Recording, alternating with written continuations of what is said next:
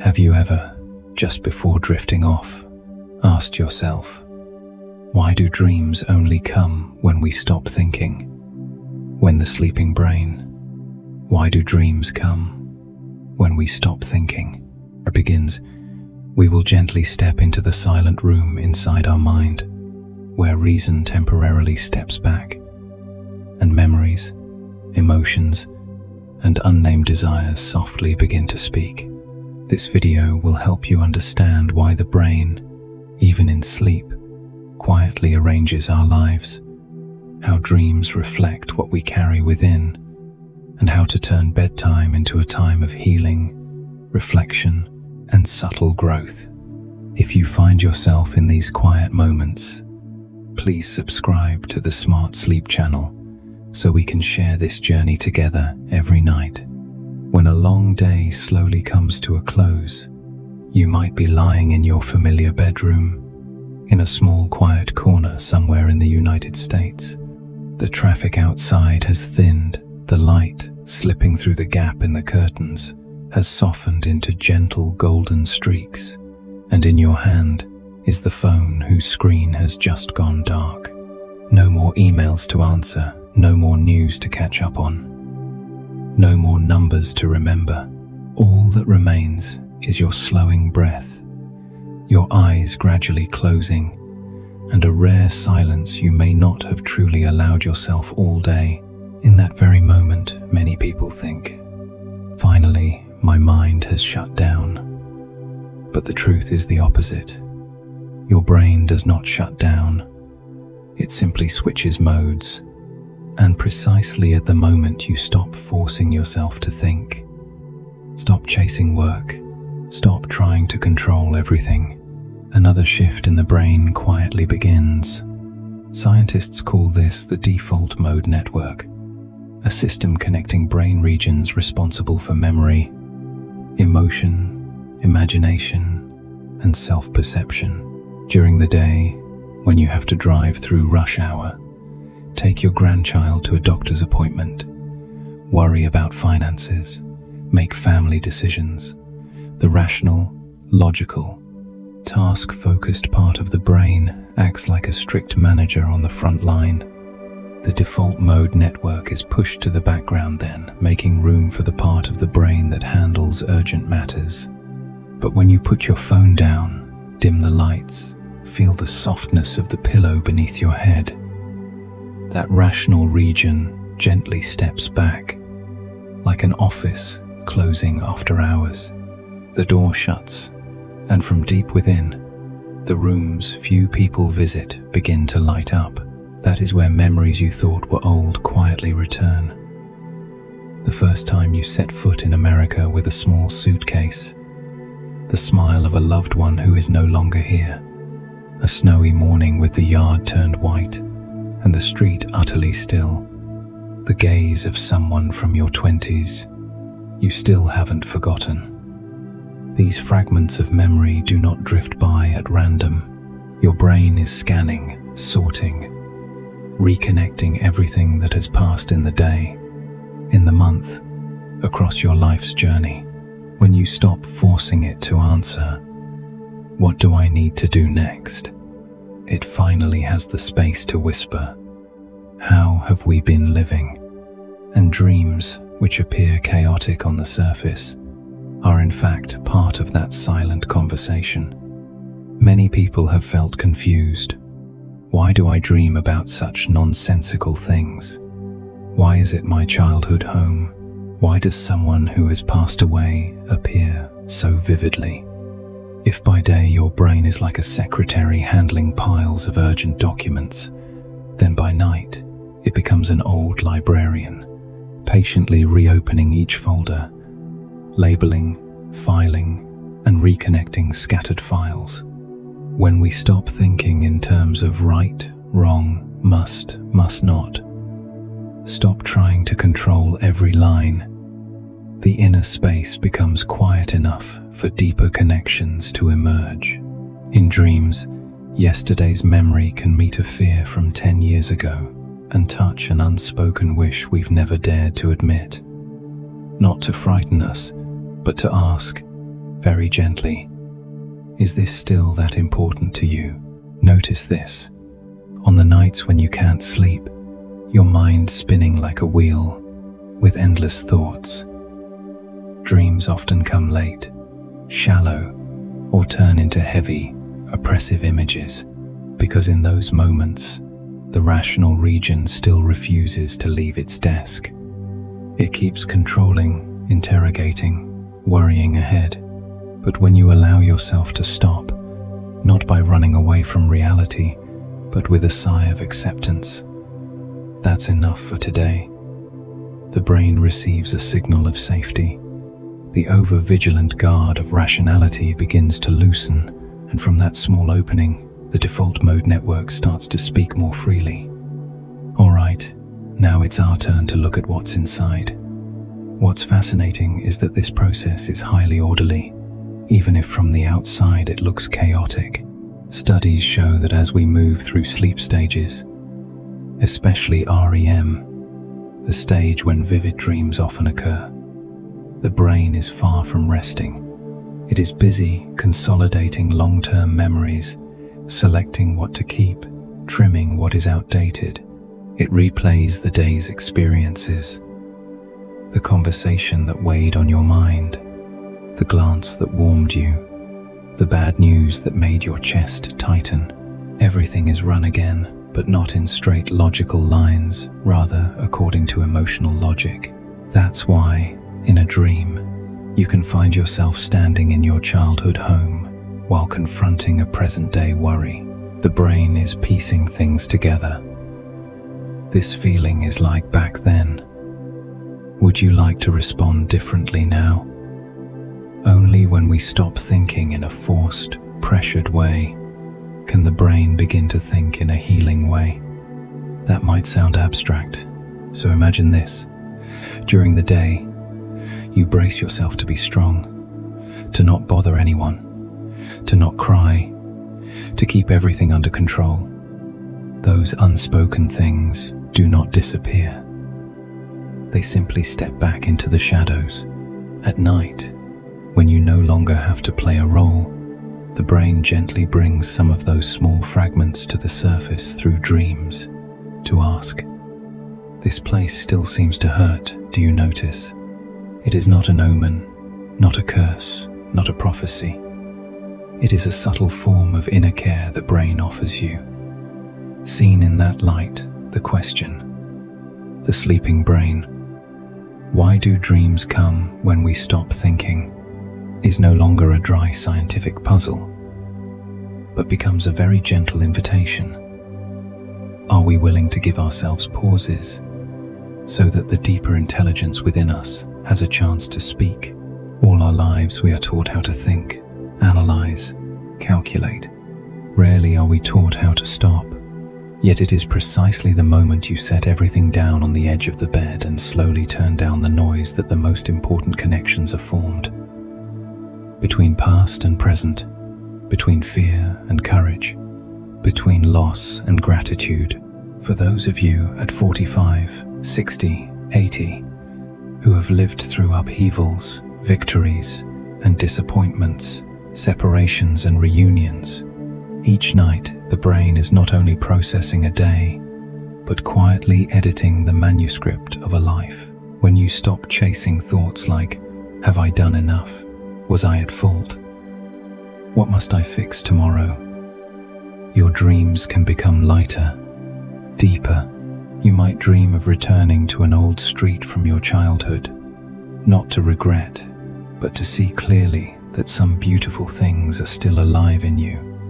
After all these years, you might dream of someone who has passed away not because they are calling you, but because your heart still wants to hold that love once more, so that you can move forward in peace. So, what can we do with the fact that the brain does not shut down, but merely switches modes when we stop thinking? First, it is a soft reminder. You do not have to control everything. You do not have to carry every worry into sleep like bringing the whole world to bed.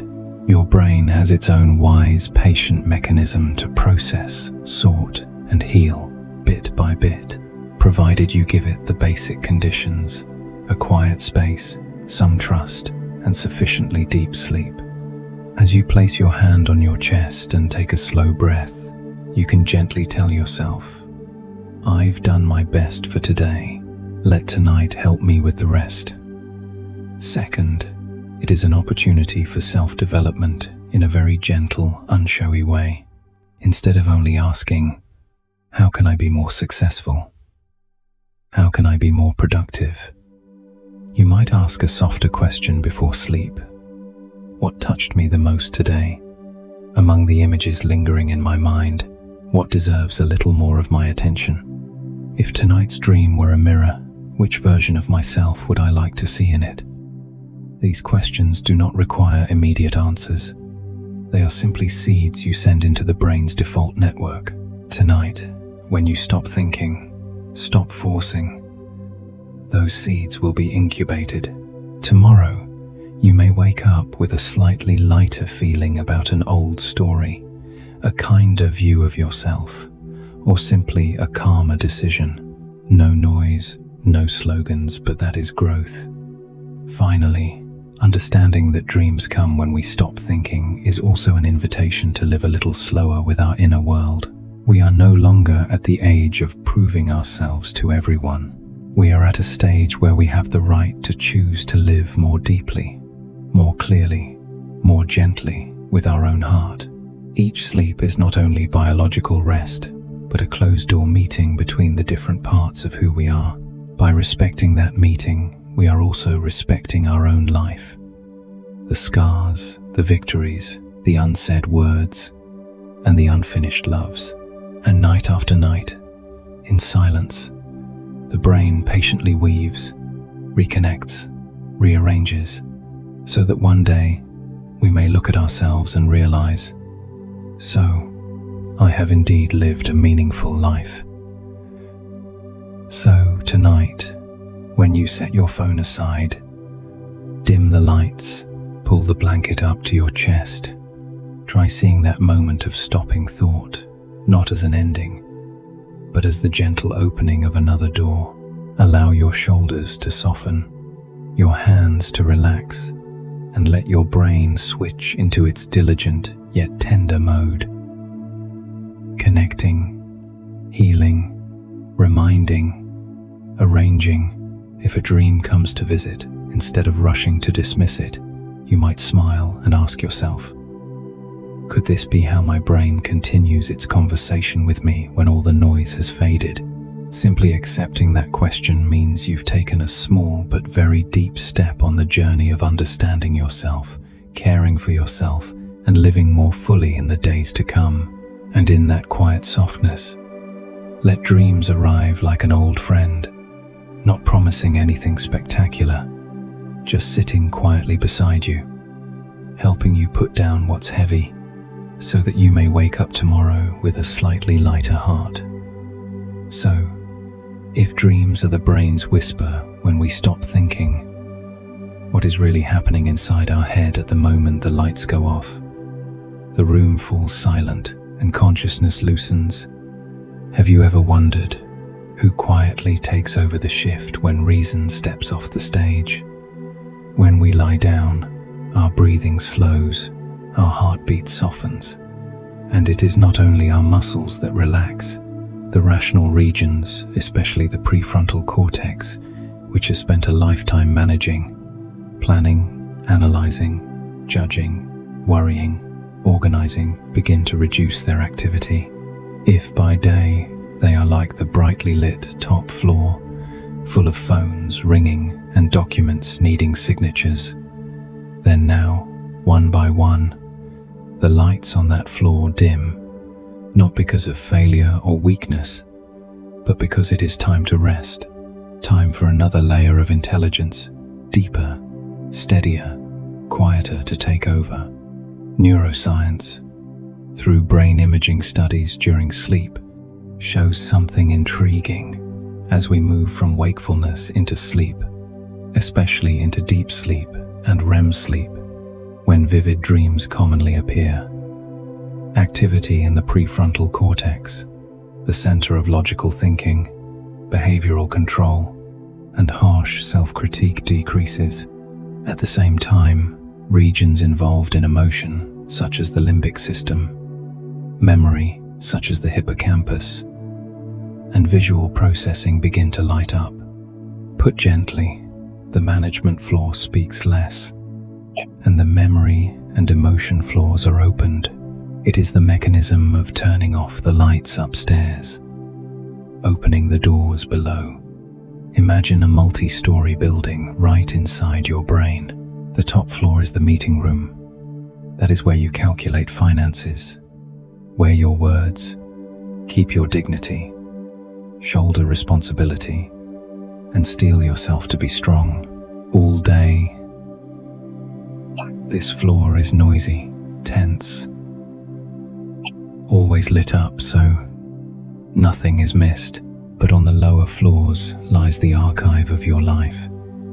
Scents, laughter, glances, unnamed hurts, small joys that once lifted you, fears you'd rather not recall, choices you once wrestled with. When you relax, when you're no longer staring at a screen, no longer trying to push one more task through, your nervous system receives a safety signal.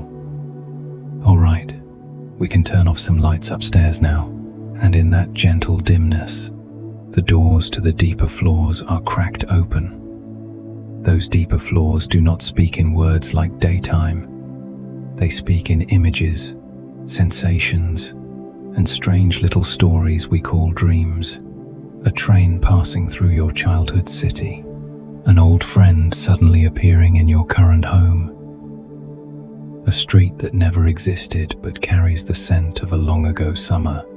These fragments may seem illogical, but to the brain, this is how it reconnects scattered experiences, reviewing how you've been assigning meaning to your life.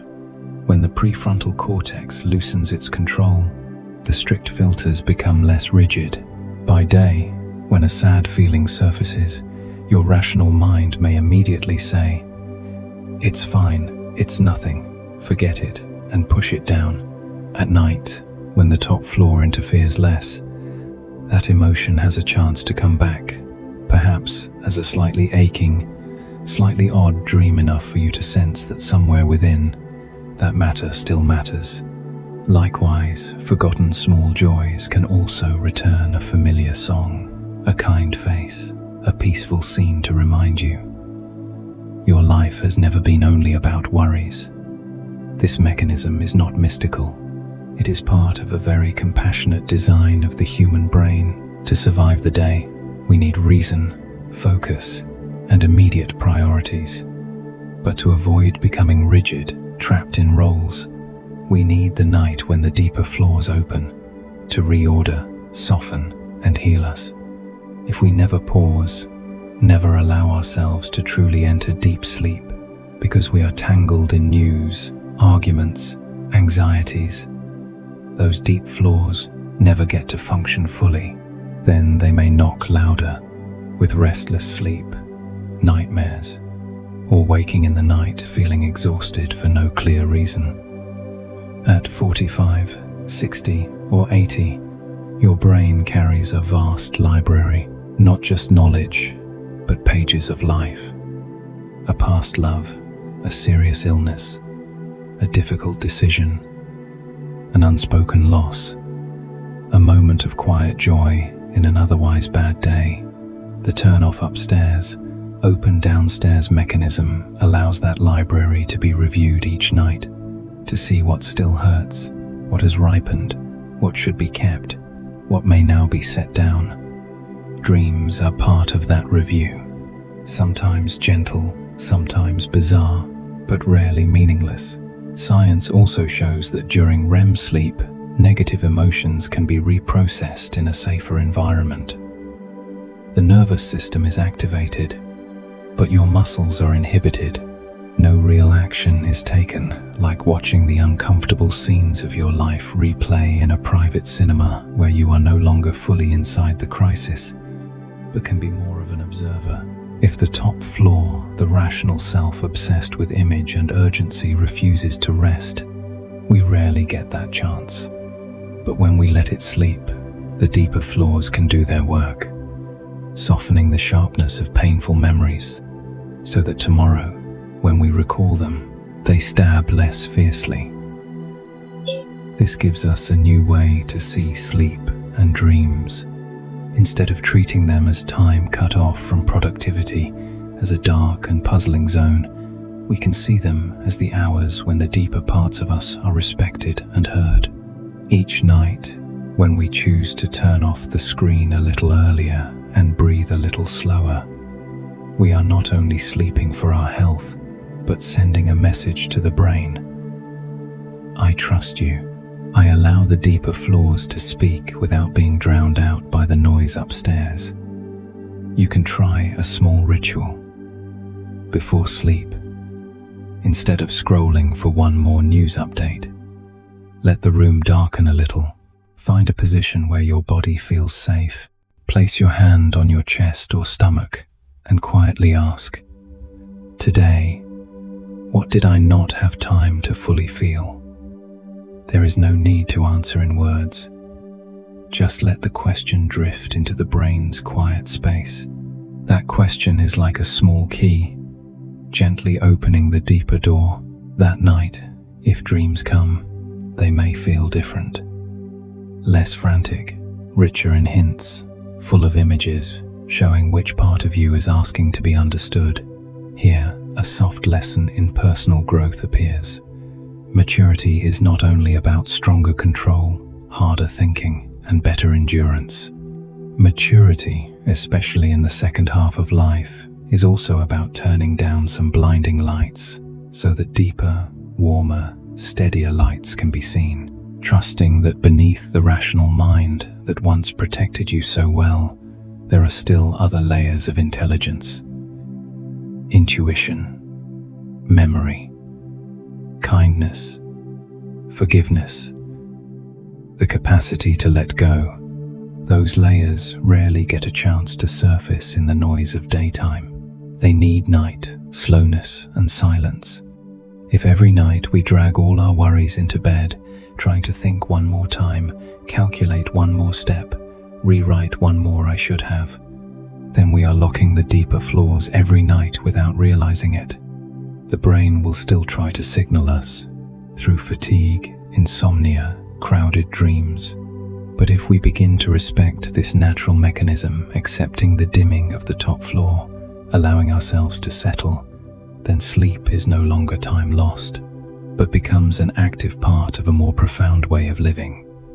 Perhaps the gentle question to carry as you close your eyes tonight is, do I dare trust that when the top floor rests, the better, wiser parts of me will know how to speak? Then each night's sleep is not just a stop, but a quiet dialogue between your different inner layers. And each time you allow that dialogue to complete itself, you move a little closer to a more peaceful life. Not because there are fewer storms, but because inside there is now a deeper calm where the silent intelligences can find their voice. And when those deeper flaws have softly opened, you may start to realize the night is not just empty space between two awakenings, but the brain's quiet memory shift. But what exactly does the brain do with everything you've lived, thought, and felt inside that silence? If daytime is rush hour for information, then nighttime, when you close your eyes, is when the brain's secret laboratory lights up. No fanfare, no slogans, no announcements. Simply as your breath slows and your heartbeat eases, the regions responsible for memory and emotion, such as the hippocampus and cortex, quietly get to work. Picture your brain as a devoted librarian who stays after closing time, sorting. This should be kept. That can be discarded. That ought to be linked with another memory to be better understood. Dreams are the silent experiments running in that lab. All day, you take in thousands of fragments. News, faces, sentences, numbers, fleeting feelings. Without a selection mechanism, everything would pile up. In sleep, especially deep sleep and dream sleep, the brain transfers files, strengthening important memories, fading trivial ones. Studies show that what you learn and experience is retained far better when you sleep enough and sleep deeply than when you stay up or sleep fitfully. It is as if each night the brain asks, "From today, what deserves a place in the long story of your life?" But the brain is not just backing up files like a computer. It experiments. In that secret memory lab, dreams are simulations. What if we pair this memory with that emotion? What if we place an old fear in a new context? Does it become less frightening? What if someone who has passed appears gently? Does the heart gain another chance to say goodbye? That is why you sometimes dream in strange combinations. In your old house doing your current job, a loved one's face blended with an old friend's, an unreal street under a familiar sky. The brain is testing patterns like a quiet scientist, trying thousands of variations to find softer, more livable interpretations of your experiences. When the rational regions, those that demand clarity and logic, ease off, this lab has more freedom. It does not have to report to anyone, nor explain itself in clear sentences. It works with symbols, associations, shortcuts, only your brain fully understands. That doesn't mean every dream is a sign, nor that all of them hide sacred codes. But many dreams, especially repetitive ones, can be a signal. This area is asking for more space, for more gentle attention. Think about the recurring dreams in your life: getting lost in an unfamiliar airport, showing up unprepared for an exam, even though you've long since left school, searching endlessly for a room, a person, a thing you never find. If you look with a harsh, judging eye, you might scold yourself. Why am I so weak? Why can't I move on? But if you look as a kind friend to yourself, you might see, perhaps, in reality, you've had to stay constantly prepared, always in control, always steering everything. The Dream Lab is recreating unprepared, uncontrolled situations so you can practice feeling them safely without collapsing. At 45, 60, 80, many of us have carried a long path of responsibility, caring for family, surviving economic crises, facing illness, resettlement, breakups, funerals, countless moments where we had to appear strong so others could feel safe. Many memories were therefore set aside. Later, dreams are where that later folder is reopened under softer conditions. A brief scene in a dream may last only seconds, but it lets memory brush against old files that waking life has no energy to revisit. This is part of weaving your life story into something more continuous, with fewer blank spaces. At the same time, dreams are where the brain tests out the future. You might dream of standing up to say something you've never dared to say in real life. Dream of going somewhere new, starting a new chapter. Dream of forgiving someone or being held in a warm embrace. This is not because dreams guarantee events to come, but because the brain is asking, if we rewrite the emotional script this way, does it feel easier to breathe? These trials quietly make you more flexible with your feelings, opening up possible paths. What appears often in your dreams may point to areas of your life asking for more room. If you keep dreaming of your old job, it may not mean you must return. It may mean a part of you was never fully acknowledged or never properly said goodbye to that role. If you dream of your childhood home, your mind may be reminding you there was a sense of safety there that you now need to recreate in a new, age-appropriate form. If you often dream of people who have passed, it may not be that they are calling you, but that your love for them remains a vital part of who you are now and deserves to be held as warmth, not only as pain. Seen this way, The secret memory lab is not a place to fear, but a place to be grateful for. It does not need you to control it. It only needs conditions. Enough sleep, sleep in tune with your body's clock. Fewer intense stimuli before bed. A gentle on-ramp into rest, instead of pushing your brain from the harsh white of a screen straight into darkness. When you create a softer rhythm, a warm drink, a few deep breaths, a quieter room, the simple affirmation "that's enough for today," you are signaling. You may start the night shift now. For personal growth, understanding this mechanism offers a different attitude. Instead of blaming yourself for strange dreams, you can cultivate a gentle habit.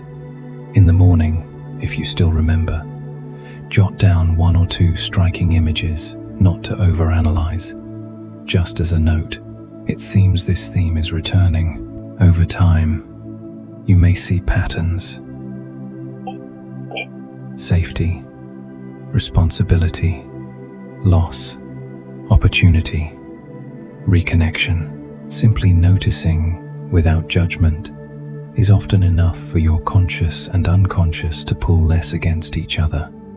There is another beautiful truth.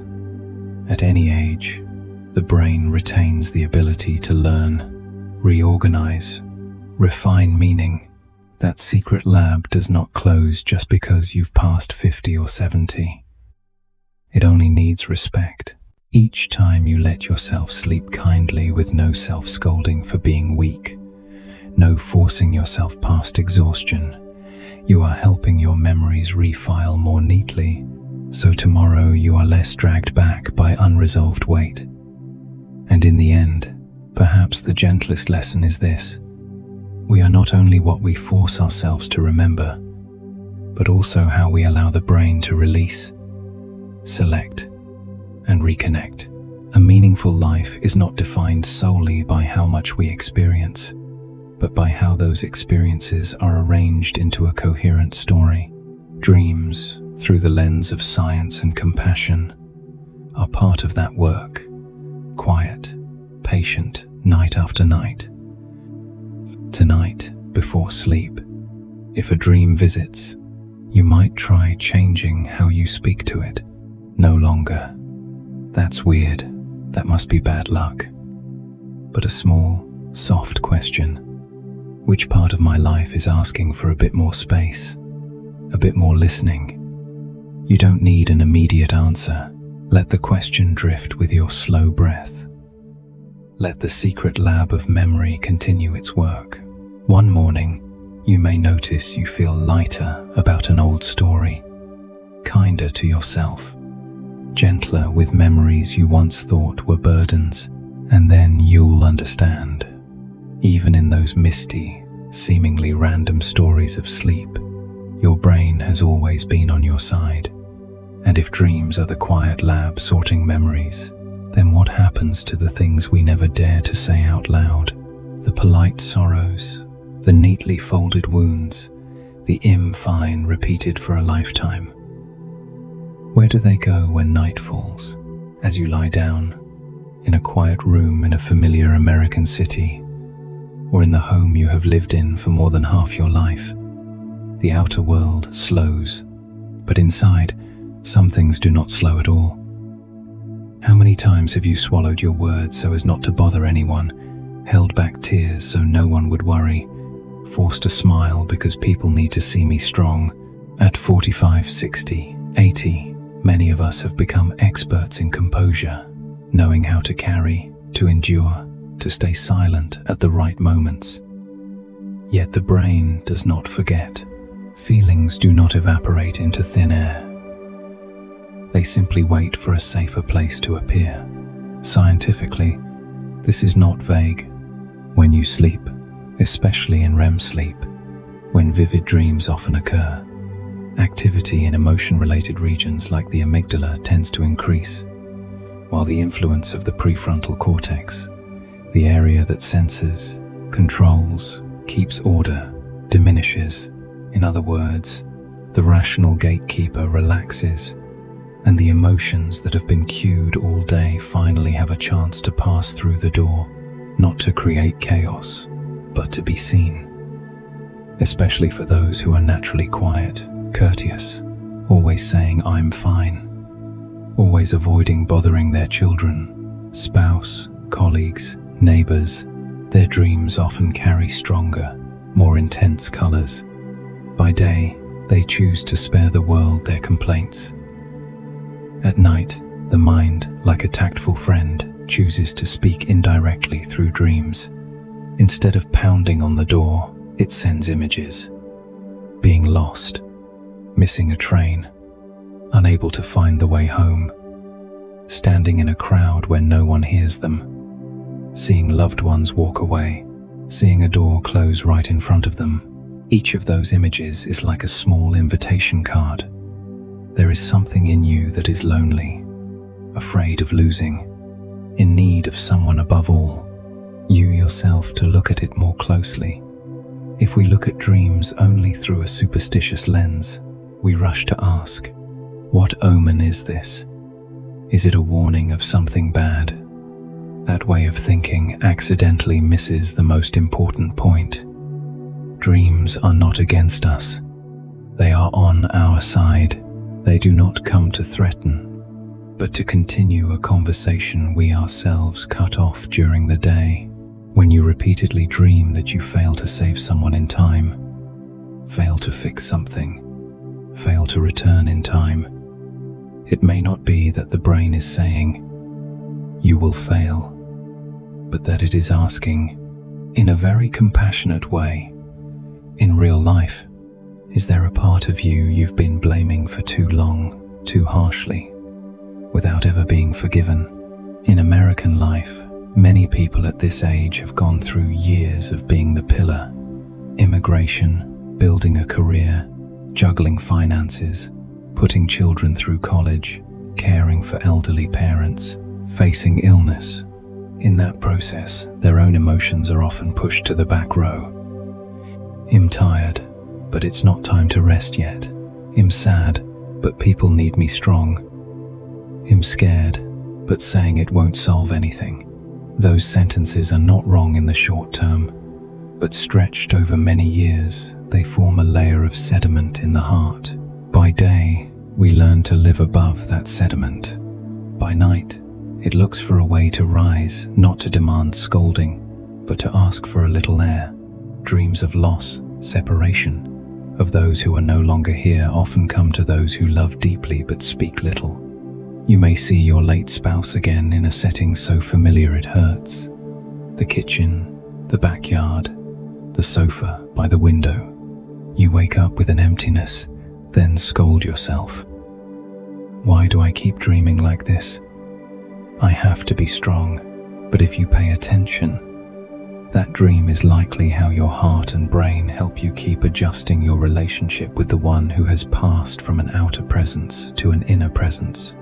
It lets you continue the sentences left unfinished, lets that love remain, but with less of the sharp sting of the day of farewell.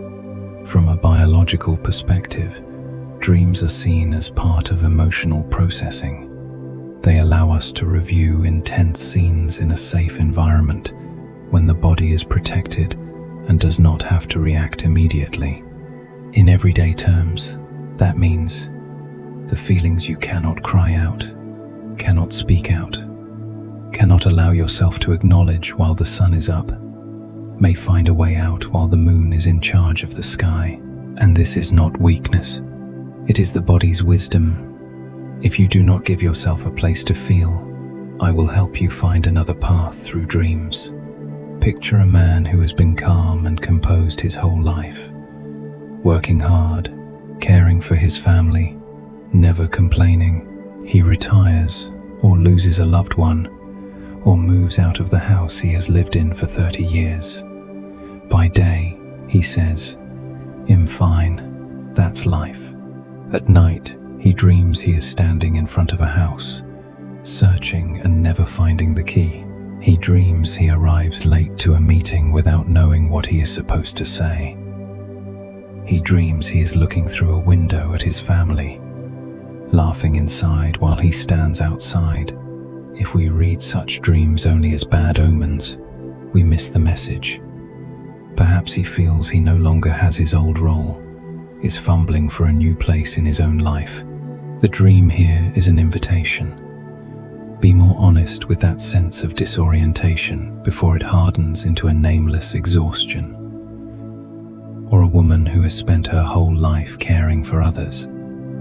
Children, parents, patients, clients. She always appears with a smile and no worries, busy hands. At night, she dreams she is calling out and no one hears. Trying to pack but the suitcase never closes. Trying to tidy a house where something is always spilling out. The brain is not shaming her. It is replaying the feeling of never enough, never done, to ask, if all your life you have allowed everyone to need you, when will you allow yourself to need someone, or at least to need your own care? Dreams thus become a gentle yet truthful mirror, reflecting the emotions pushed to the back seat, the parts of us that are due to be touched. When we ask, what omen is this dream? We can shift the question to, which emotion of mine is this dream trying to retell that I haven't been brave enough to face in daylight?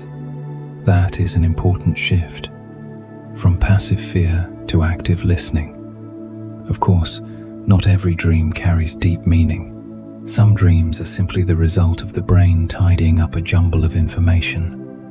But recurring dreams that leave a strong aftertaste are often signs that the emotional region is overloaded. Instead of fearing or rejecting them, we can practice a gentle attitude toward ourselves. The next morning, if you still remember, jot down briefly, I dreamed I was late again. I dreamed I couldn't find my loved one again. I dreamed I lost something again. Not to accuse yourself.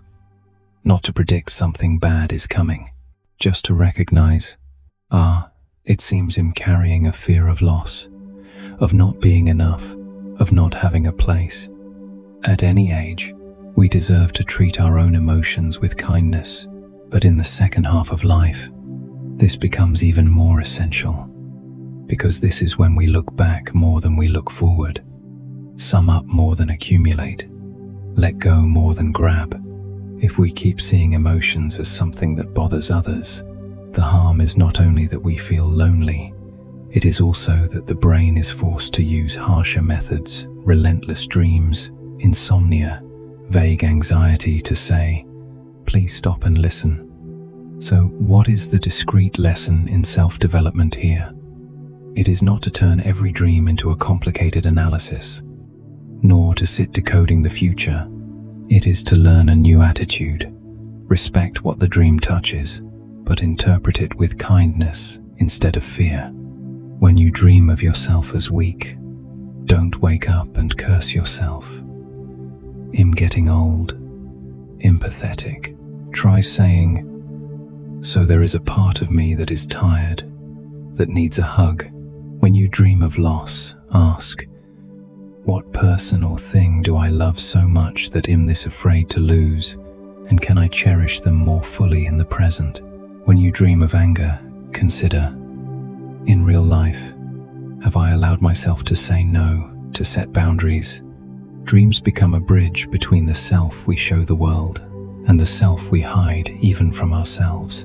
Each time we step lightly onto that bridge instead of turning away, we are reconciling two halves, the strong one and the vulnerable one, the giver and the one who longs to receive, the one who says I'm fine and the one who sometimes wants to say I need a hand to hold. And the remarkable thing is, once we are more honest with our own feelings, the brain no longer has to bang on the door with heavy dreams. Sleep gradually becomes calmer. Dreams, if they come, grow gentler. Tonight, before you drift off, you might try a very small, very private ritual. Place your hand on your chest and softly ask, today, was there any feeling of mine that I left behind? No need to analyze, no need to tell anyone. Just acknowledge it to yourself. Then, if a dream comes, see it as a friend, polite enough to wait silently all day, choosing to speak only when the room is dark, so as not to disturb anyone except to remind you to be gentler with your own heart. And perhaps, in the very moment you agree to listen, you'll find you sleep more deeply, more peacefully, because at last even the quietest part of you has been given space to breathe. If the night is when emotions knock softly, then what is happening that is even more subtle behind that darkness? Have you ever wondered, when you are sleeping soundly beyond those strange dreams, how is the brain quietly cleaning out what is old and heavy in your thinking? When you fall into deep sleep, in your familiar room with its dim bedside lamp, the hum of a heater, a fan, or the breeze at the window, there is a workforce laboring through the night that you rarely think about. The brain's detox system. Biologically, the brain has a special mechanism scientists call the glymphatic system. During the day, the brain works continuously, generating metabolic waste. At night, especially in deep sleep, the spaces between brain cells expand. Cerebrospinal fluid flows more strongly, washing away unnecessary molecules, including some believed to be associated with neurodegeneration. Put gently, when you sleep, your brain is rinsed of the day's dust, preparing to be fresher for the next morning. But is that all? Just chemical washing and nothing more?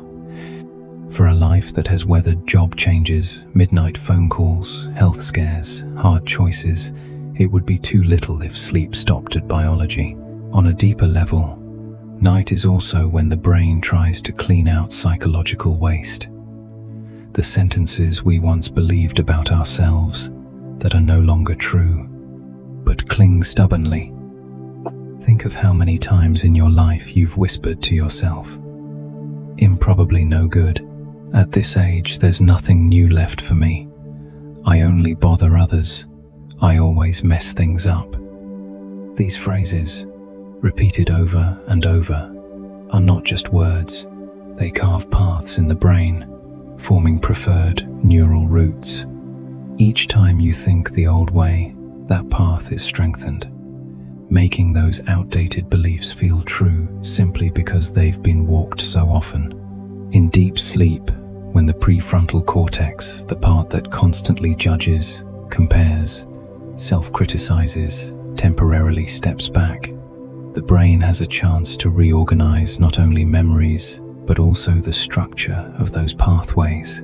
Strange dreams in which you are suddenly stronger, more flexible, daring to do what you thought you weren't good enough to do in waking life. Or jumbled dreams in which old situations are retold in new ways. These can be quiet drafts in which the brain is testing a different version of you. If you stopped clinging to "I'm useless," it's too late. How would you see life, yourself, your loved ones? Imagine a man in his mid-60s, retired, long used to defining himself by his job. Without the title, a belief creeps in. "I'm no longer of any use." By day, he doesn't say it. He just smiles and says, "I'm used to it."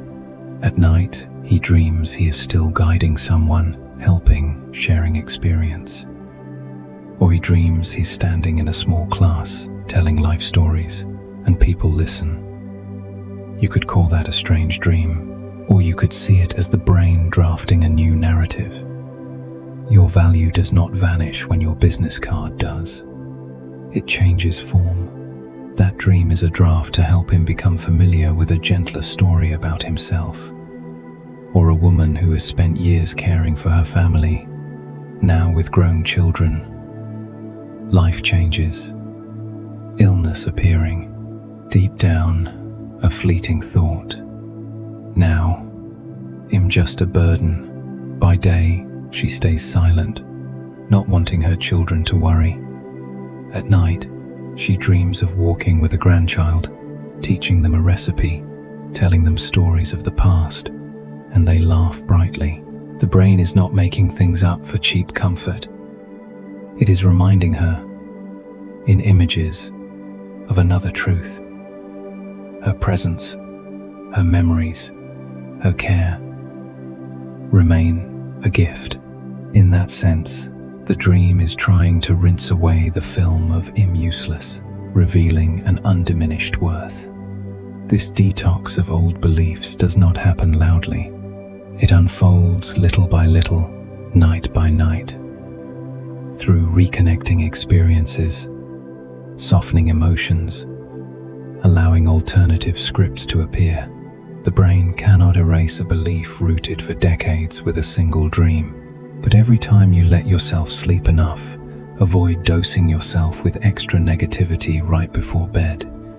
Refrain from beating yourself up with harsh words as you lie down. You are giving your brain better conditions to clear some of those long unchecked toxic files. Neuroscience on plasticity offers good news. The brain can change its connections throughout life, even in older age. That means the tracks of self-criticism and too late can gradually fade if we nurture new paths. Gratitude, calm, self-respect, acceptance. Sleep is an important part of this process. By day, you choose which thoughts to plant. By night, the brain helps either reinforce or weaken them. If all day you only attack yourself, the night shift has to work with that material. If you begin to add a few kinder thoughts toward yourself, sleep will have cleaner ingredients for building new connections. Strange dreams can sometimes be where the brain experiments with those connections. You might dream you're back at school, but this time without the shame. You stand up and speak. You might relive an old argument, but this time express yourself more calmly. You might dream of crossing a bridge that always collapsed in previous dreams. These seemingly random details, if viewed with gentle eyes, may be signs that the brain is asking, do you see that you can be a slightly different person, softer toward yourself? Between 45 and 90, many of us carry invisible beliefs planted long ago. Be strong, be competent, endure, don't complain, don't be selfish, don't start anything new when you're too old. These beliefs once helped us survive hard times, but at some point, they become mental toxins. They make us reject our own needs, shy away from asking for help, hesitate to be proud of small things we do well, refuse to see ourselves as enough. At night, in the safety of sleep, when rigid defenses rest, the brain can gently lift pieces of those beliefs and turn them in a different light. It doesn't command, you must think differently. It simply shows you alternate drafts through dreams, through a subtle feeling or intuition. The next morning, when you find yourself a bit less harsh with yourself, without knowing why, the question is, will we allow this upgrade to happen? Or will we rush to drag old beliefs back, just because they feel familiar? Allowing yourself to upgrade doesn't mean denying your past. It means acknowledging that what once saved you doesn't have to keep controlling you. I'm too late can be replaced with, at this age, I have the right to choose a way of living that fits my heart better. Useless can become, I have values measured not by speed, but by depth. No one needs me can be reconsidered. Perhaps others don't say it every day, but what you've sown in them is still quietly alive. Deep sleep, in this sense, is no longer a meaningless shut-off, but a space where brain and heart work together, clearing biological waste, organizing memories, and gently reducing the dose of self-hurting thoughts. When you honor sleep not as losing the day, but as a wise part of living, you are taking part in that detox process. Before sleep, you might try a simple, unpretentious ritual. Sit or lie down, take a few slow breaths, And instead of repeating self-blaming lines, choose one small, believable sentence. Today, I did manage a few good things. Or I deserve to rest. Or, tomorrow, I can see things a little more kindly. No need to say it loudly, no need to perform. Just plant a seed. That night, your brain's detox system will have one more wholesome element to work with. Not only rinsing away fatigue, but reinforcing a new, gentler belief that has just been opened. And perhaps the most discreet lesson whispered to you in the darkened room as your breath evens out is this: do not see yourself as a helpless victim of old beliefs. Each night, your brain is on your side, not only keeping you alive, but giving you a chance to live lighter. It cleans away what is no longer needed, both at the cellular level and at the story level. What remains is your part. In the daytime, will you support it by speaking more kindly to yourself, by allowing a new thought, by receiving dreams as gentle suggestions rather than punishments? Tonight, as you close your eyes, you might quietly ask yourself, not as an order, but as an invitation: if tonight my brain can help wash away one belief that has weighed on me for so long, what am I ready to let go of first? Then let that question dissolve into sleep. Perhaps one morning, you will notice you no longer say "too late" as easily as before. And in your own voice toward yourself, there is a new layer of softness. And as old beliefs are gradually rinsed away through quiet nights, we suddenly find more inner space. What is that space for? Have you noticed that many of your clearest, wisest ideas appear after a good sleep, not after hours of straining to think? There is something fascinating about the brain that we often sense but rarely name. Our deepest intelligence does not seem to like being forced. When you sit for hours in front of a screen, trying to solve a hard problem, find a work solution, figure out what to do with a stuck relationship, the harder you push, the tighter your mind feels, the further the answer slips. Then you leave it unfinished, go to sleep thinking, "I'll deal with it tomorrow." The next morning, while making coffee, stepping into the yard, or just brushing your teeth, the answer appears so lightly you have to laugh. Why didn't I think of this yesterday? That sensation is not an illusion. It reflects a very subtle feature of how the brain works. Scientifically, when we sleep, especially with full cycles of deep and REM sleep, the brain does not pause as we imagine. It shifts from a tightly focused mode to a wide connection mode, where regions that by day are busy with immediate tasks have a chance to communicate differently. Fragments of memory, experience, and patterns that waking thought could not string together are recombined at night in new configurations. By day, you stand too close to the painting and only see details. By night, your brain quietly pulls you back a few steps, so that in the morning, the whole picture is clearer. Stories of ideas after a dream are not just romantic myths. Scientists, artists, entrepreneurs across centuries have described breakthroughs after sleep.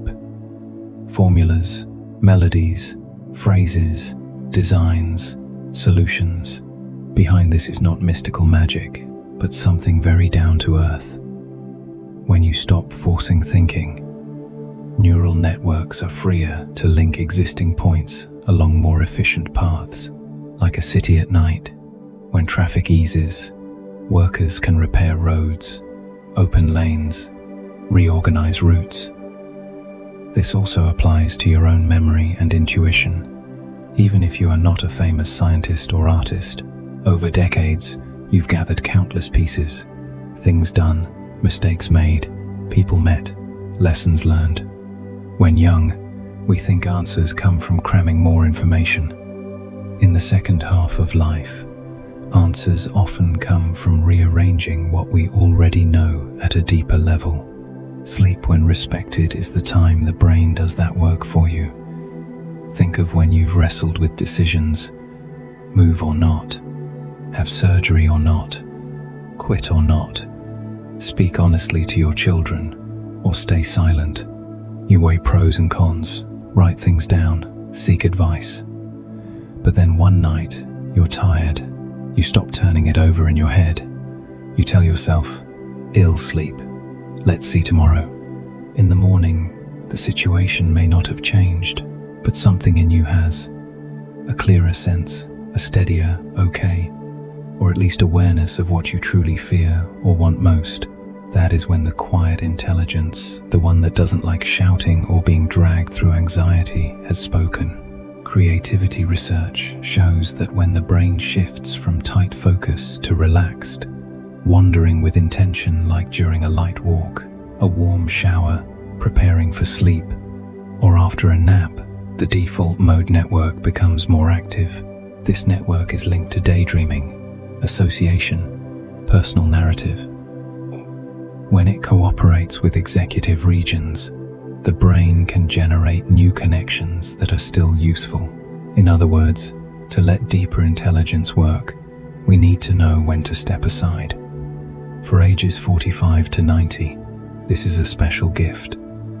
You no longer need to race at 20-something speed. You hold a unique database no one can copy. Winters survived, failures endured, people lost and still carried within, places that once were home. When you sleep enough, live in a steadier rhythm, and stop punishing yourself with unnecessary worries before bed, the brain can use that archive to offer subtle, singular insights. Big ideas now need not be inventions that change the world.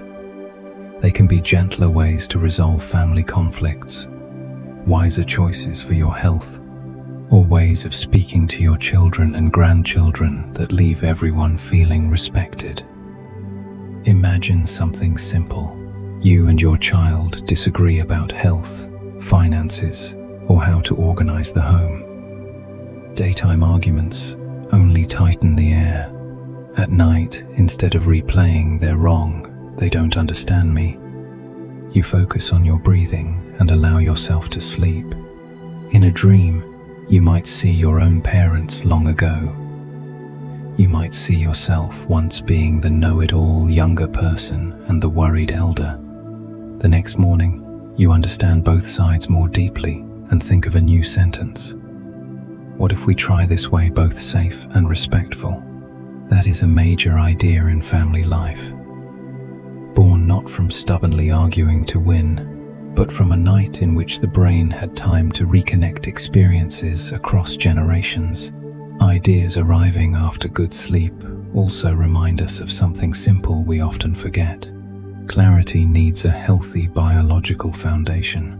When we are chronically sleep deprived, the brain is tired, emotional regulation weakens, our ability to read situations declines. We react more extremely, see things in black and white, lose nuance. This is true at any age, but the older we get, the more quality sleep becomes the backbone of daytime wisdom. You want the wise perspective of a life well lived? Start by giving your brain what it needs for that wisdom. Regular sleep, not letting screens and worries consume the final moments before your eyes close. Stopping the effort to think does not mean giving up or avoiding responsibility. It means recognizing the limits of pure, forced reasoning. Once you have thought seriously, gathered information, sought trustworthy advice, at some point, the best thing you can do is step back and let the brain work. Sleep is not helplessness. It is trust in your own natural process. It is your way of saying, "I don't need to solve everything in a single breath." And often, in that unsolved space, sturdier answers begin to form. If you notice, many aha moments in your life have not arrived when your brow was furrowed, but when you were doing something ordinary, washing dishes, watering plants, tying shoes, looking out the window, just waking up. That is when the mind is not stretched thin by an immediate task and is free enough to connect disparate elements. Good sleep is the foundation. Small pockets of daytime ease extend the same principle. Deep intelligence likes spaciousness. The lesson in self-development here is not to wait for a magical dream to deliver a perfect answer, but to learn to cooperate with the brain's intelligent design. You might begin with gentle steps. Do not drag the day's last argument into bed like an unfinished trial. Do not joke about being old and useless in a way that shrinks your own capacity. Do not turn bedtime into a replay of every failure. Instead, before sleep, hand your brain a kinder assignment, an open, gentle question. Tomorrow, can I see this with a wider view? Is there a choice that protects both myself and others? Then leave it. Don't interrogate. Don't monitor whether your brain is getting it done. Trust that it will do its part in the night. And when, suddenly, a good idea comes to you in the early morning, a more compassionate way to speak to your grandchild, a sounder health decision, a willingness to reconnect with distant family, a resolve to clear clutter in your home. Recognize it as the joint achievement of day and night, not out of nowhere, but the result of your willingness to pause, to rest, to believe you deserve sound sleep. Tonight, before you close your eyes in the dimming room, you might whisper a small sentence to yourself. What needed serious thought today, I've already thought through. The rest, it'll let the night help me connect. Then relax your shoulders, let your breath slow, and let your quiet inner intelligence start its shift. Perhaps, on some near morning, as the first light slips past the curtains, you'll realize the answer you needed was always there, just waiting for the space to appear. And if the clearest ideas so often arrive when we let the brain rest well, there is another question just as important. What happens when the night is not gentle, when sleep brings images that jolt us awake with pounding heart? What are those nightmares really trying to tell us? Imagine you are lying in your familiar bedroom in a quiet corner of New England, Texas, California, or a small town where you've lived for years. The clock reads 2 a.m. Outside, the street is still. Snow or wind, everything seems to be honoring your sleep. Then, from somewhere deep inside, a dream pulls you in. You run, but your legs are heavy as stone. You search for a loved one and never find them. You fall. You get lost. You see a face, a room, a sound that tightens every muscle. You jerk awake, shirt damp with sweat, heart racing, throat dry, looking around and knowing nothing is actually threatening you right now. But the feeling lingers. Many people tell themselves, it was just a dream, forget it. Then they roll over, try to sleep again, sometimes with a vague fear they can't name. In truth, for a brain that has lived through many decades, nightmares are rarely just dreams. They are not curses, not prophecies, but neither are they meaningless trash. They resemble a letter dashed off in the night, handwriting shaky, ink smudged, content strange, but with a clear intent behind it. Something is too much. Please look again. Scientifically, nightmares are often linked to heightened activity in brain regions that process fear and vigilance, especially the amygdala, while regions that help regulate emotion and interpret situations are not keeping rhythm as well as when awake. If by day you are straining to cope with bad news, conflict, illness, loneliness, or carrying unhealed memories, then at night, when the control barriers ease, that energy can surge up as strong, tangled, intense images for some who've lived through war, accidents, violence, sudden loss, Nightmares can be manifestations of deep psychological injury, chapters of memory that never found a safe place to be set down. But even without major big traumas, adults can receive nightmares as warning signals from body and mind. We are too tired. We are worrying too long. We are keeping calm by burying everything. Nightmares then are like an oversensitive fire alarm. Maybe not a raging fire, but smoke, old wiring, a stove not fully turned off. If we only shout, "Shut up, it's just a dream," we've silenced the alarm without checking the kitchen. There are also nightmares not tied to big stories, but to the very near present. Declining health, financial worries, the pressure of being a caregiver for a spouse with chronic illness, the feeling of falling out of step with a world changing too fast. These anxieties, by day, we often hide behind an "I'm okay," a few jokes, a few cups of coffee. At night, they choose to appear as being hunted down, chased by a faceless threat, lost in a hospital, lost on a highway, being called in unprepared, not knowing what we're supposed to do, not to condemn us, but to ask, is there some part of your waking life that needs to be reorganized, protected, given more support, something you haven't yet dared to ask for? Seen this way, we no longer need to paint every detail of a nightmare with spiritual colors, nor dismiss it as the brain playing tricks. We can choose a middle path, respect it as a message, but read it with kindness and reason. Instead of asking, "What terrible thing is it foretelling?" ask, "Which neglected emotion is it magnifying?" If the dream keeps replaying a scene where you fail to save someone, perhaps you're carrying an old burden of self-blame that needs to be spoken aloud to someone you trust, or simply needs you to finally say to yourself, "Back then, I did everything I could." If the dream keeps showing your house flooded, your belongings disappearing, perhaps you are uneasy about safety, finances, or the rapid changes around you, and it's time for a clearer plan or a more honest conversation with your family. Sometimes nightmares are signals from the body. Certain medications, sleep disorders, such as sleep apnea, chronic pain, fever, stimulants, drinking heavily before bed, can all make dreams harsher, sleep more fragmented. When nightmares are frequent, accompanied by persistent daytime fatigue, confusion, or marked personality changes, that may be an invitation to see a doctor. Check your health. Adjust medication, not a curse. That too is a kind of warning letter.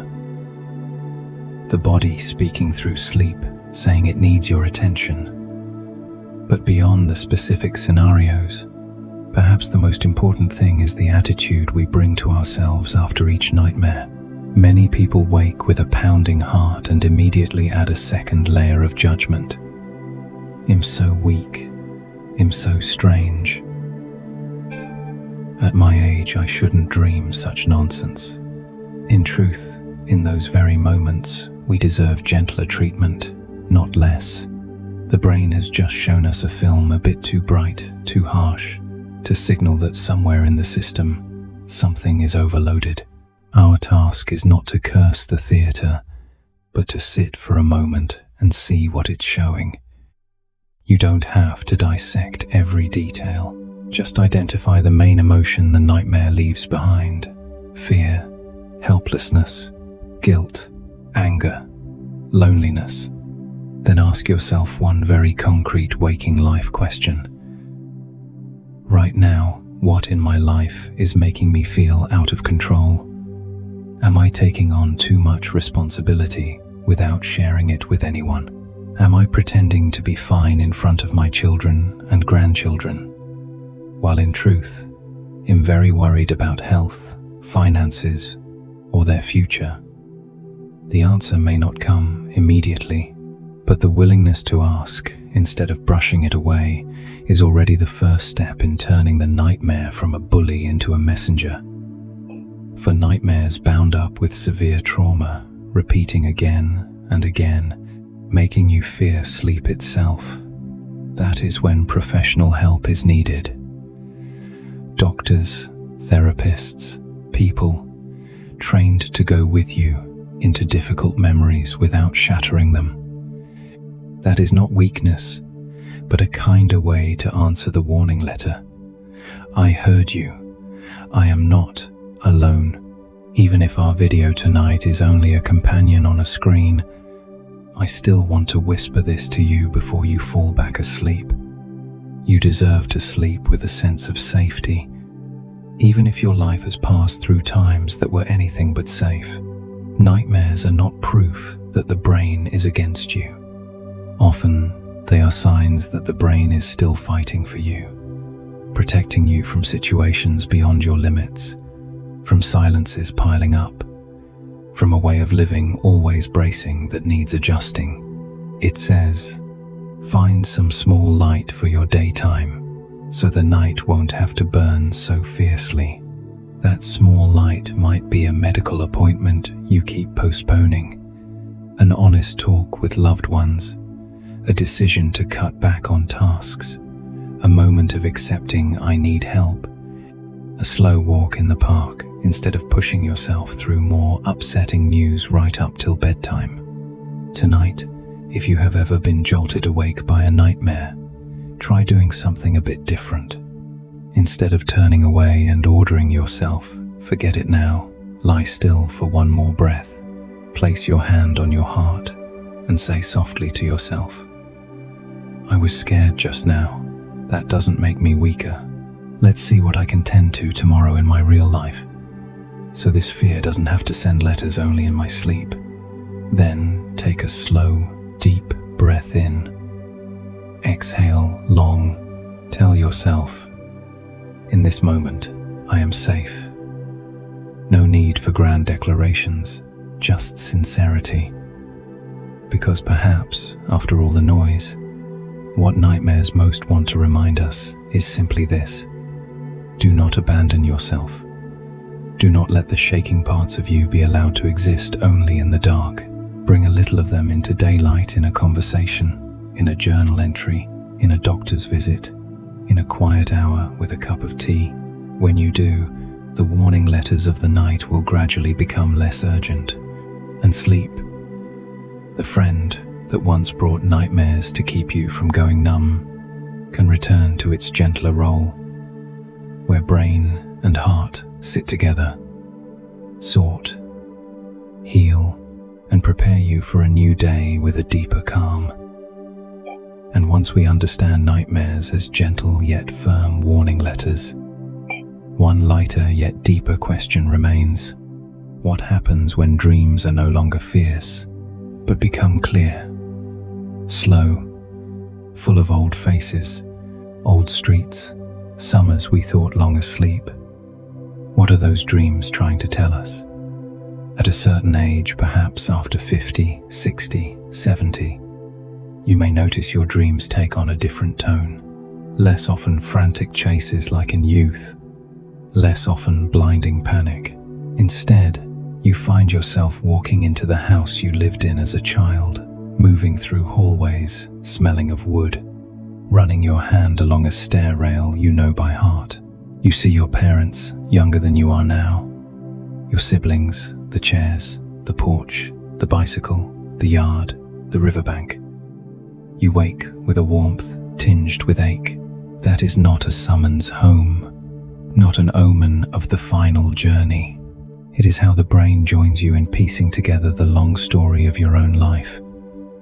Developmental psychology calls this part of the process of life review.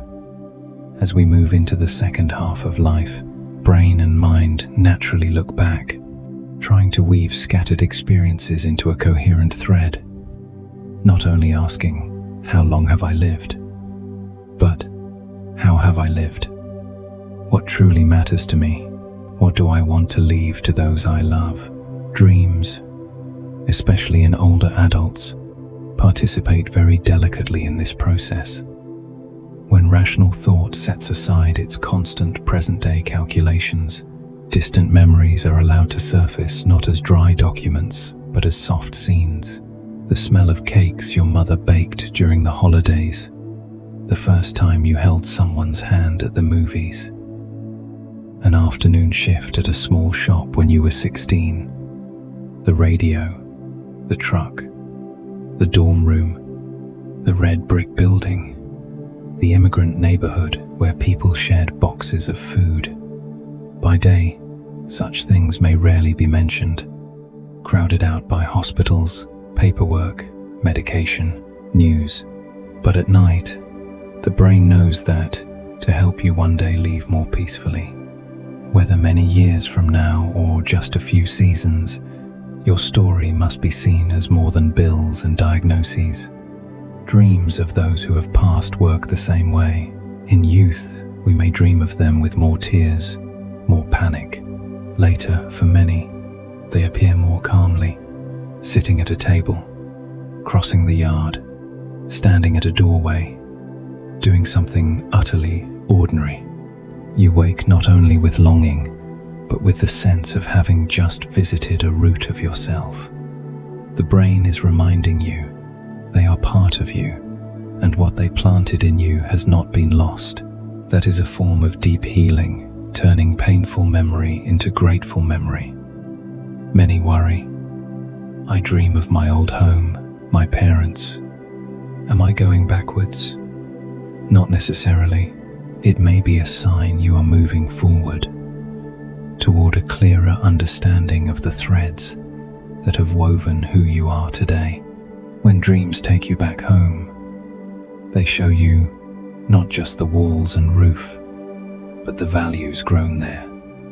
Hard work, kindness, resilience, loyalty, generosity, or the limits and wounds that forced you to be strong. If you listen, you see more than hometown, you see. So this is what I truly value. These I want to preserve. These I want to do differently for my children and grandchildren. Dreams of far-off summers, the lake, the field, cicadas, the river. The hill are often not calls to return to a time that cannot return, but reminders of qualities you once had and may have forgotten. Curiosity, simple joy, playfulness. A vitality that came not only from work, but from being fully present in a moment.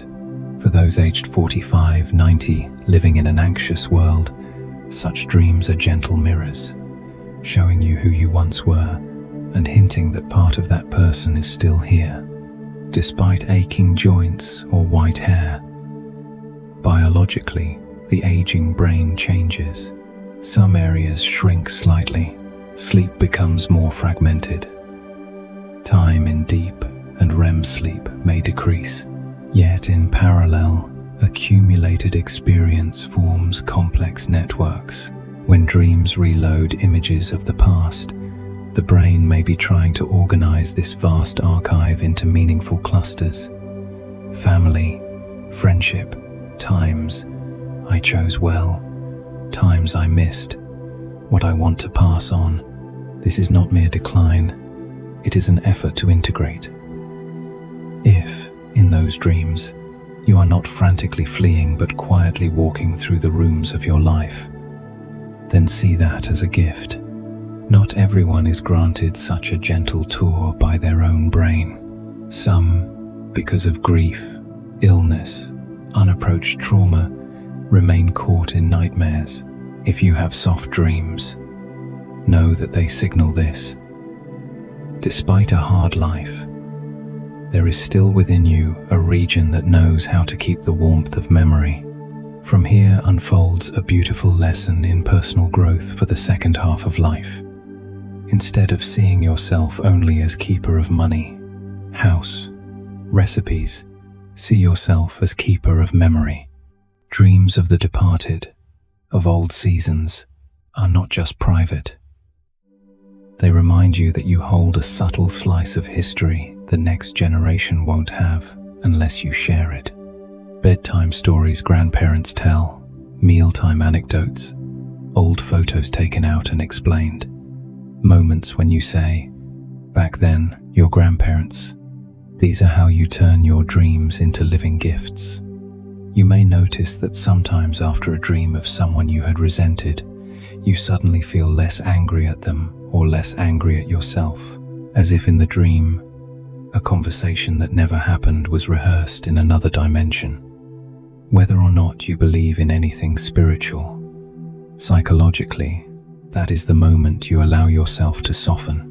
Softening is a very advanced form of maturity. It says, I don't have to stay hard to protect myself anymore.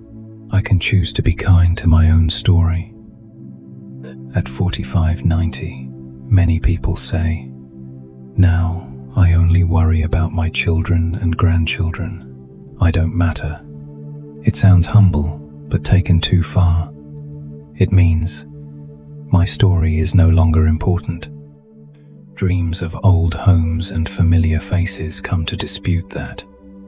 No, your story is still important, not for you to cling to, but for you to understand and pass on its finest parts. You don't have to hand down your fear, rigidity, silence. You can choose to pass on what your dreams remind you you've always had. Endurance, compassion, the ability to rise again, faith in what is decent. If one night you dream of your childhood in a small southern town, of long-distance buses, the family shop, workers' housing, the church, the pagoda, the schoolyard, then, in the morning, give yourself a moment before rushing away from that feeling. Ask quietly, from all of that, what is the deepest value I learned? Maybe it's thrift without stinginess. Maybe mutual support in hardship. Maybe never looking down on others. Maybe daring to seek a new life in another country. Then think, how have I, do I, and will I pass this on? That is deep self-development. Moving from living to get through, to living to distill. Gentle dreams in later life can also invite you to treat old regrets more kindly. When young, we often view our wrong turns with brutal severity. If only I should have. Later, dreams may soften those edges. You redream a mistake, but now, in a fuller context. Poverty, pressure, lack of information, love, fear. You see yourself not just as the one who messed up, but as the one who did the best they knew at the time. If you allow it, you may wake with a small new forgiveness for yourself. That is something only truly mature people can do. So when we say, the older we are, the more dreams become a gentle mirror, we don't mean every dream is picture perfect. We mean the brain has traveled enough storms with you to know that if it wants you to walk all the way to your last breath in peace, it needs to help you reconnect, reorder, round out. It shines light not to condemn, but to suggest. Here you are, with all your light and shade. Would you like to see yourself with kinder eyes? Tonight, before sleep, whether you're in a quiet house after years of hustling, in a care home, or living with your children, treat whatever dreams may come, not as entertainment of the brain, but as chances to keep understanding yourself. If tomorrow morning you remember a fragment of a dream about your old home, a familiar hand, a scene from long ago, try to hold it for a moment and ask softly, what beautiful thing is this dream reminding me to keep living and passing on today? Just that one repeated question is enough to turn the last nights of life into a journey of enrichment. Not just waiting, because in the end, what matters may not be that we did not dream, but that we did not ignore the gentle mirrors our dreams held up to us night after night, reminding us that we have lived, loved, endured, given, and can still love more, understand more, and pass on a little more gentleness to those who will walk after us. By now, having walked through soft dreams, fierce dreams, strange dreams, old summers, knocking nightmares, ideas arriving after restful nights, you may begin to see dreams are not standing on the opposite side from you. So the last light yet deepest question is this: do we want to keep being swept away by dreams, or start to converse with them as a part of ourselves? If for much of our earlier life we treated dreams as something that just happens, up to fate, good is lucky, bad is scary, then in the latter half of life we are given another chance to come closer with calm, understanding, and gentleness, not to decode every detail superstitiously, not to turn each night into a psychological exam, but to realize dreams are simply one way the brain keeps speaking to us when daytime consciousness rests. If by day we are the ones telling the story, then at night it is the brain's turn to retell it in the language of images, feelings, memories, symbols. And when we choose to become someone who dialogues with our own dreams, it means we are no longer dragged along, but sit down as an active listener. Scientifically, dreams have no prophetic power over the future. There is no solid evidence that seeing snakes means money, falling means misfortune, or seeing the deceased means omens. What we know with more confidence is dreams are closely related to how the brain processes memory, emotion, stress, belief, desire, and fear in the present and recent past. In other words, dreams do not come from tomorrow. They come from today, from how we are living, bearing, and believing about ourselves. Once we understand this, we fear dreams less, hand our lives less to signs, and return to the more accurate question. Tonight, what is this dream illuminating in me? Becoming someone who dialogues with dreams does not require complex rituals. It begins with a very small shift in attitude. When you wake from a dream, pleasant or unpleasant, instead of immediately brushing it aside or reaching for your phone, give yourself one breath, just one. Close your eyes for a few more seconds and ask quietly, what is the strongest feeling I'm carrying from this dream? No need to analyze setting, numbers, colors, just name the feeling. Fear, regret, tenderness, anger, peace, warmth, confusion. That feeling is often the doorway leading straight to what the dream is touching in your real life. If you dream of always being late, missing, unable to organize, it may echo the sense that you must always brace yourself, always fear burdening others, always fear not being enough. Even now, when you no longer have to run like before, the dream is asking, is there something I'm shouldering too much? Is there a standard I'm holding myself to that no longer fits my age? If you dream of your old house, your late loved ones, and wake with gentle longing, the dream may be saying, these roots made you who you are. You can tell your children and grandchildren so they know where they come from. If you have frequent nightmares and feel exhausted, the dream may be urging, it's time to see a doctor, to talk, to ask for support. Those who dialogue with dreams do not torture themselves with rigid, dictionary-style interpretations. They don't say, I dreamed of water, so something bad must happen. I dreamed of a funeral, so I should worry. They ask, very practically, lately, what has made me feel like I'm drowning, drifting, powerless, losing someone. When we connect dreams to real context with honesty, dreams stop being signals from outside and become inner mirrors. That is the moment we shift from being controlled by dreams to using them as a subtle data source about our inner life. This is especially important for those aged 45 to 90, because this is a time when many deep shifts happen at once. Children leave home, parents pass away, health changes, social roles shift, friends thin out, the era races ahead at a pace we may not want to follow. Outwardly, people tell us, stay strong, stay young, sleep well. Inside, there are worries, gaps, and also quiet joys we cannot easily name. Dreams, if we are willing to dialogue, become a bridge, helping us notice what has not yet been named before it hardens into heaviness. This practice is not some luxury for people with too much time. It can be simple, light, background music to daily life.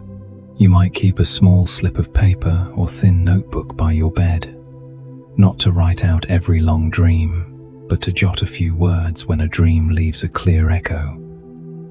Dreamed I was late to school, felt ashamed. Dreamed of Dad on the porch, sunny. Dreamed of being lost in a hospital. Dreamed of talking happily with my grandchild. Now and then, looking back, you'll see certain streams.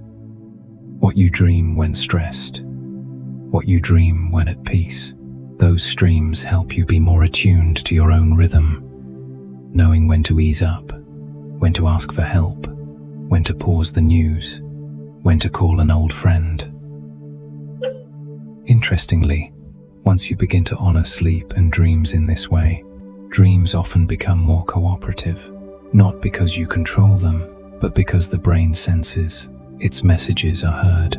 When day and night are no longer turned away from each other, the nervous system has less need to blast you with extreme dreams just to get your attention. Continuity between waking and dreaming life helps you feel more whole.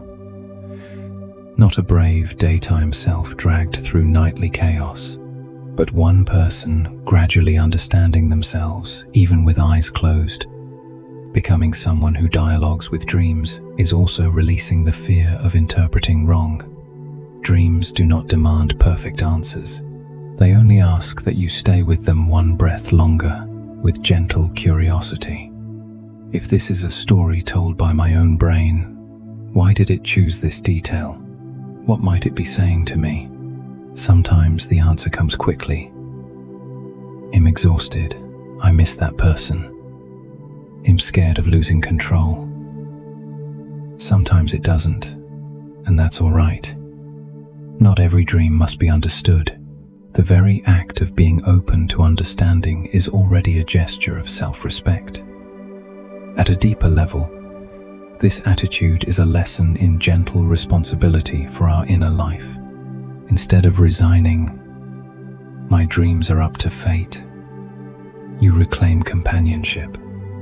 I don't choose the content of my dreams, but I choose how I respond.